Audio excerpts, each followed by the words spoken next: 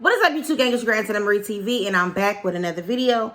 I have been in my head for a little while, and it's because I've just been going through a little bit of stuff going on in my personal life. So I have not came on and actually sat down to record a video, but I'm going to do so today. Today is Christmas Day. It is 9:25 on Christmas evening. And I decided to throw out the video. So this video is just going to really be my COVID update. And if you have, first of all, let me go say this. If you have already subscribed to my channel, thank you for coming back watching my videos. I appreciate it, and all the love and support that you guys have been giving, sending, showing. Oh my God, it's just been like so amazing. If you are not subscribed to my channel, what are you waiting for? Hit that subscribe, hit the notification bell so you'll be notified when your girl drop another video. I look so tired. Oh my God, I was up all morning cooking because I decided to not cook yesterday because I had dialysis. Takes a lot out of me. Anyway, so a little bit about my update. If you have not watched my other COVID video, don't worry about it. I'm about to give it to you all here.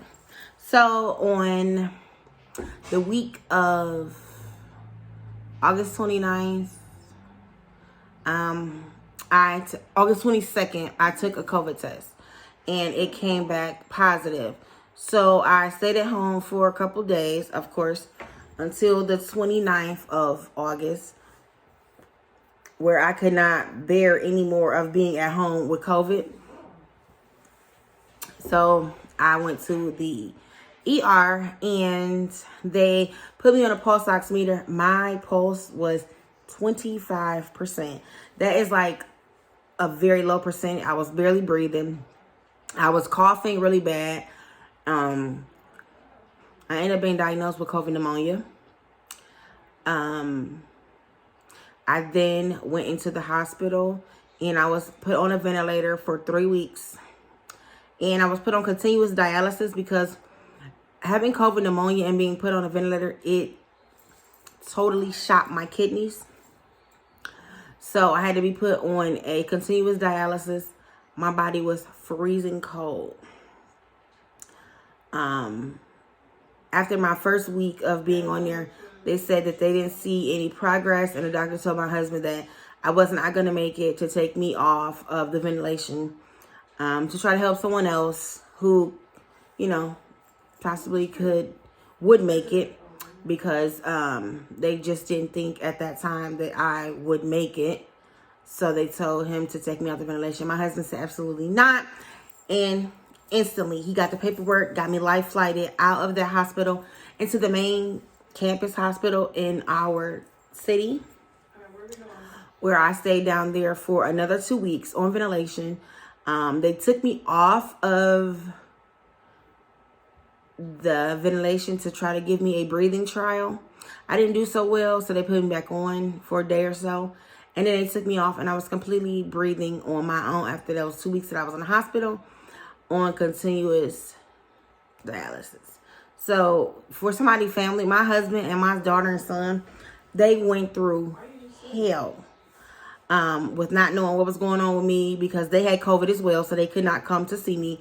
They were just updated in phone calls and video calls that my sister came up there. She didn't care that I had COVID. She didn't care that she could be possibly exposed. She came and she was near me. She was by my side the whole time. I got out of the hospital September 23rd, and I went to a rehab because I had to learn to walk again. Because laying up for a month, my muscles were so stiff and were so dead. I couldn't walk. I could talk from the ventilator being down my throat. I could talk, but it was real sketchy, real raspy. But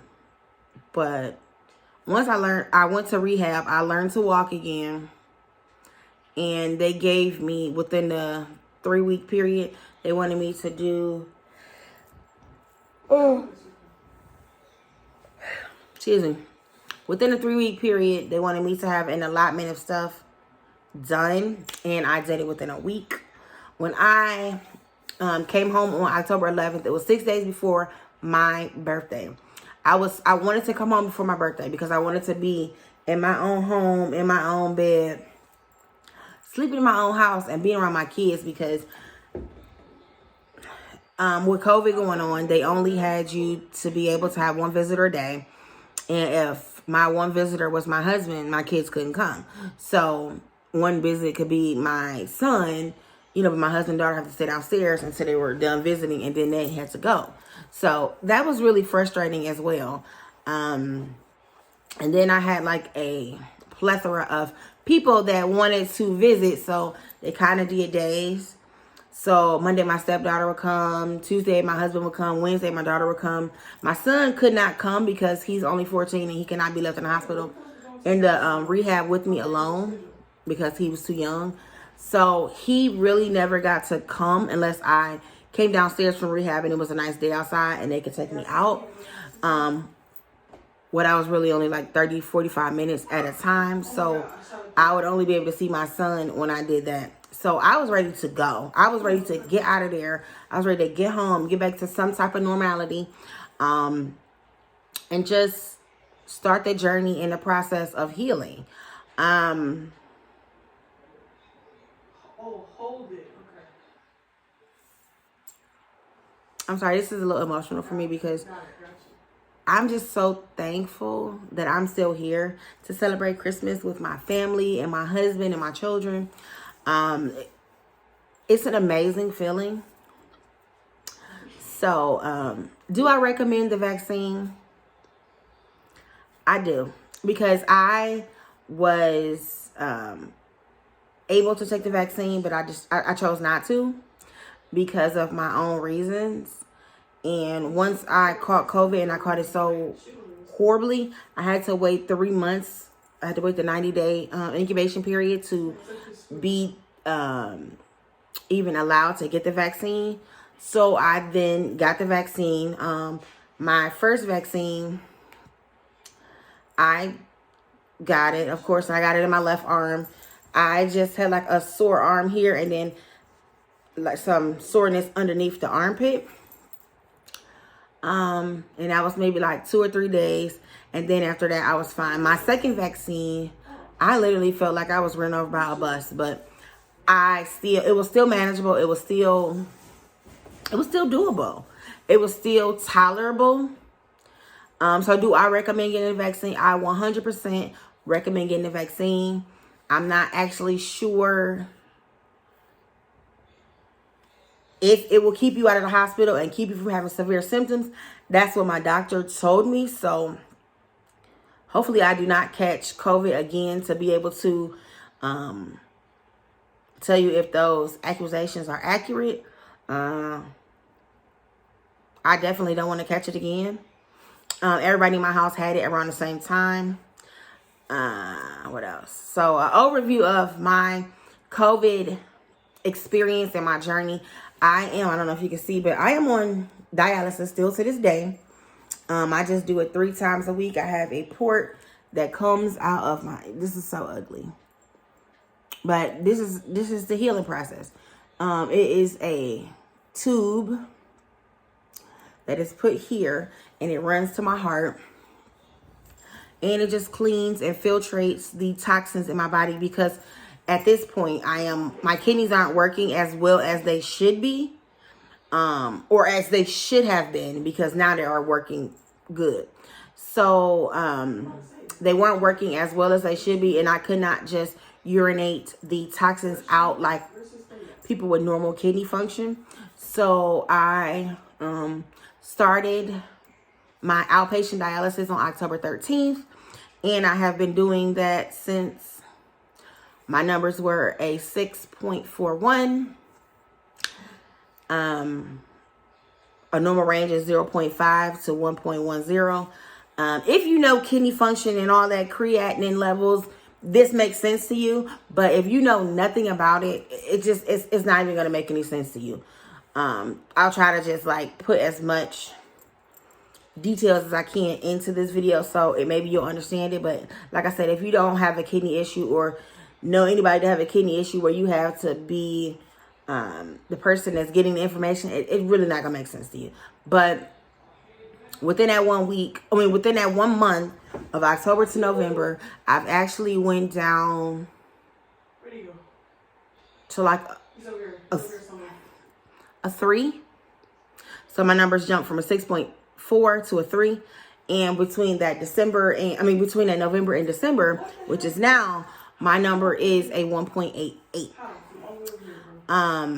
I've had a little fluctuation in the numbers where it was 1.87, 1.84, 1.87, 1.88. So there was a little fluctuation in it, not too much, but enough to still continue to have faith and keep the faith. My kidney doctor,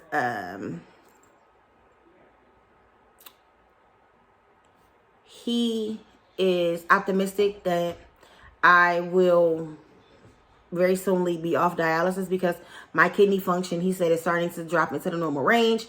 So what they did was they put a portion of they gave me a pill. And so the portion of the kidney that is not doing as well as it could be, they're giving me a medication to help my kidneys really fight it and pee out all of the toxins instead of just holding it up and going to get dialyzed at dialysis. So instead of that, I am taking a pill that helps me to expel all of the retention, which is all the water and all of the buildup toxins, but I still do dialysis. So that has also contributed to my weight loss. So I don't know if you can see this, but woo, baby. This is a burn I had from when I was 1. I burnt my whole arm. Let me show you this arm. But I have a lot of flabby skin now because during in the hospital, I lost 65 pounds.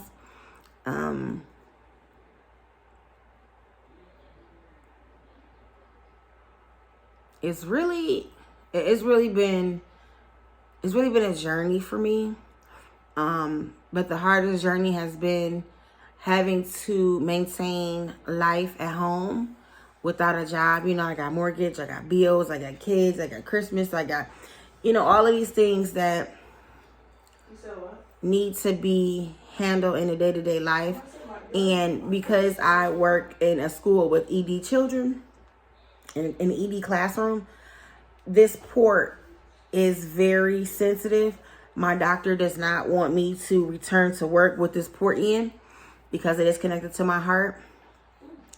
So that has been the hardest part of it all, is trying to maintain and take care of my family without being able to work. I applied for short-term disability. I have not yet heard anything from them, but I'm just not gonna rule that out yet until I know for sure that this port will be coming out and I will be able to go back to work. So, but if you do want to help your girl out in any type of small way, I can leave my Cash App up above on the screen. You're not obligated to give me anything. That's not what this video is about. This is basically just giving you my COVID update and telling you a little bit about why I really haven't came on and sat down and made a video. Plus, I'm a little insecure about when I make videos that I have this showing. And even when I wear shirts, sometimes it shows, because the shirts I wear are sometimes low cut. But I'm getting used to having this in and, having people ask questions about it without feeling embarrassed or anything like that. So I'm getting to that part of the journey where I am fully 100% accepting everything that has happened to me and still trying to keep a positive outlook on life. So, yes, baby. Anyway, so thank you for watching it. Oh, this is 14 minutes. Thank you for watching this 15-minute video about my COVID update. So if there's any questions or concerns you have about COVID, that I can help you with, I am by all means ready and willing to give you any answers or any things that I know about it. If you want to know anything about the vaccine, I'm pretty sure there's like a CDC website or a vaccine website that I can probably look up and maybe put on the timestamp of the video, not timestamp, in the description box, so you can go on and look and see what information you need to know about the vaccine if you are deciding to take it, if you are deciding not to take it, whatever the case may be. This video is not telling you by any means to take this vaccine. You do what your heart and soul tell you to do. But also take into consideration that you have to be safe. You have to do the best thing for you. Again, thank you for watching this video. I appreciate all the love and support I've been getting. I'll see you in the next one.